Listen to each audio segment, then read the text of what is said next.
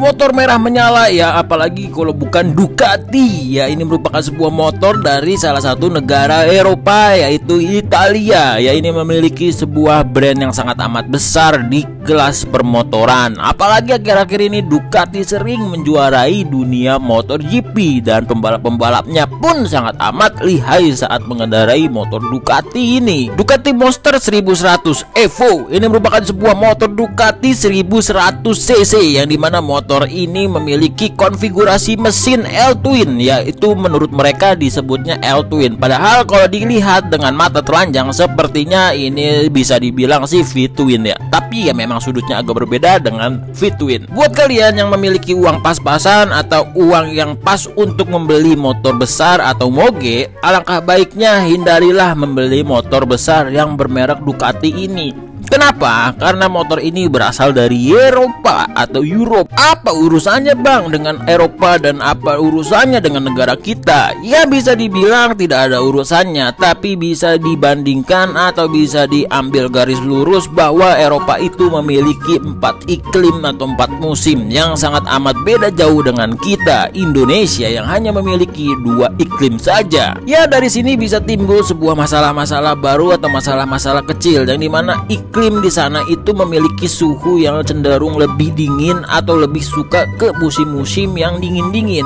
Hal ini membuat mereka menciptakan motor yang cepat panas atau yang mudah menyesuaikan suhu di negara mereka. Ya, kalau diambil dari kesimpulan tersebut, kalau misalnya motor ini kan motor cepat panas untuk menyesuaikan suhu dingin, kalau dipasang di negara kita atau dipakai di negara kita, otomatis motor ini bakalan apa?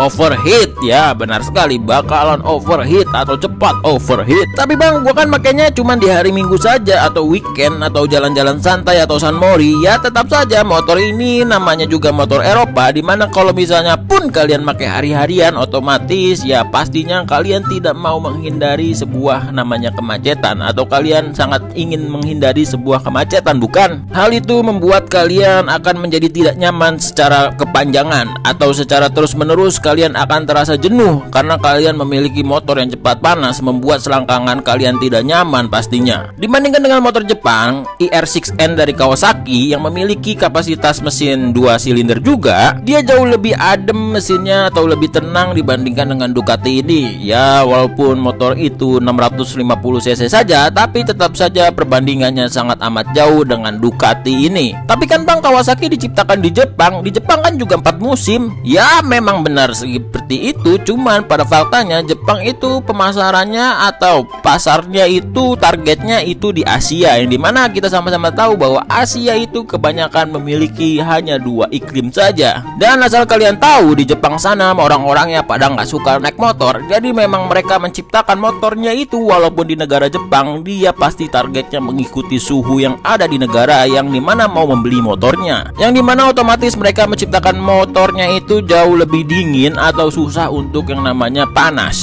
Jadi kalau gue boleh saran, lebih baik ambil di Jepangan aja atau motor-motor Jepang, Honda, Kawasaki, Suzuki, dan itu adalah salah satu brand yang cocok untuk dibeli untuk di negara kita tercinta. Ya tapi kembali lagi kepada kalian masing-masing, karena kalian memiliki uangnya. Kalau menurut gue yang sudah memiliki 2 motor ini, lebih baik gue lebih ngambil motor di Jepangan aja, karena lebih enak dipakai, lebih banyak juga spare partnya, harganya juga nggak begitu mahal daripada motor Eropa ini. Ya karena motor Eropa ini bawaan pabriknya aja udah sangat amat keren sih, memang bisa dibilang, yang dimana kalipernya aja sudah menggunakan Brembo. Ya kalau misalnya bicara soal keren, ya pastinya kita harus mengeluarkan duit yang lebih pastinya. Dan otomatis sesuai dengan apa yang gua bilang di awal, kalau misalnya uang kalian pas-pasan cukup hanya untuk membeli motor dan pajaknya saja, lebih baik sih untuk kedepannya membeli yang motor di Jepangan aja. Karena perawatannya tidak terlalu mahal dan jauh lebih murah juga perawatannya. Olinya juga nggak harus yang ribet-ribet, kagak ada ini itu atau persyaratan-persyaratan yang harus kita beli atau oli-oli langka. Beda hal dengan kita memiliki Ducati, itu oli-olinya repot banget. Dan untuk substitusinya juga masih banyak. Untuk moge di Jepangan, dia masih satu sama lain dari brand-brand berbeda itu masih sama atau masih bisa kita gunakan. Beda hal dengan Ducati, beda tipe aja itu udah udah beda jauh. Waduh. Tapi dibalik itu Ducati itu memiliki keunggulan yang sangat amat menarik, beda daripada yang lain, yang dimana mereka menggunakan kopling kering, yang dimana mesinnya itu nanti suaranya bakalan memiliki suara khas seperti cering cering cering cering cering. Nah, itu adalah sebuah suara mesin dari kopling kering. Dan kopling kering ini terlihat sangat amat keren, terekspos seperti akuarium, dan dia kalau mesinnya nyala dia bakalan berputar. Dan biasanya untuk motor Ducati itu dia menggunakan single arm atau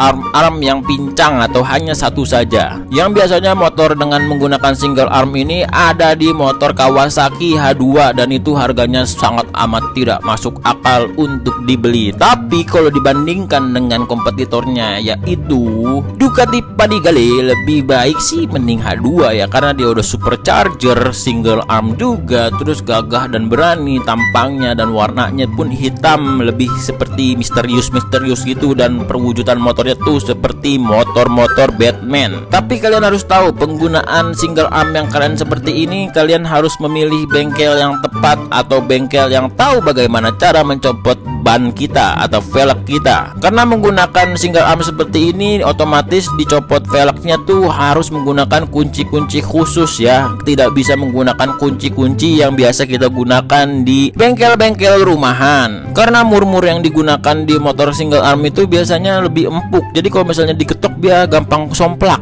Dan saat dia mengencangkan velgnya, maksud gua sih bukan velgnya ya, ngencengin rantainya, itu otomatis harus dibuka di bagian asnya juga. Dia modelannya panjul gitu buat memutar si rodanya biar rantainya jadi kenceng. Terus pastinya juga saat lu mengganti ban atau mengencangkan rantai harus memikirkan bengkel-bengkel yang punya pedok untuk single arm seperti ini. Ini tuh pedoknya tuh khusus, tidak bisa menggunakan pedok-pedok pasaran yang harganya 300 ribuan. Jadi carilah bengkel-bengkel yang bermodal besar. Terus buat memiliki sebuah motor Ducati ini pajaknya itu cukup amat mahal ya, karena dia termasuk motor mewah pastinya ya, nggak cuma Ducati doang sih, semua moge sih mahal pajaknya ya, namanya juga pajak. Tapi yang bikin geram kalau memiliki motor Ducati itu seal-sealnya itu ringkih ya, atau cepet getas atau cepet bocor. Itu gua nggak tahu kesalahan pabrik apa emang karena suhu di Indonesia terlalu panas jadinya sealnya cepet getas kalau misalnya dipakai di Indonesia. Karena jujur aja kalau misalnya kalian memiliki Ducati sekitar 6 bulan sekali itu kalian harus yang namanya turunin mesin buat ngecek bagian mesinnya atau bagian dalamnya, dan itu memang dianjurkan dari Ducatinya untuk selalu mengecek bagian dalam mesinnya, karena beberapa motor Ducati itu sering banget rembes ya, padahal motor jarang dipakai atau jarang digunakan untuk harian, tapi tetap aja untuk jangka waktu berapa bulan sekali itu pasti ada aja mesinnya tidak kering atau ada yang rembes-rembes. Jadi begitulah suka duka memiliki moge dari brand Eropa atau brand Jepangan ya. Kalau menurut gua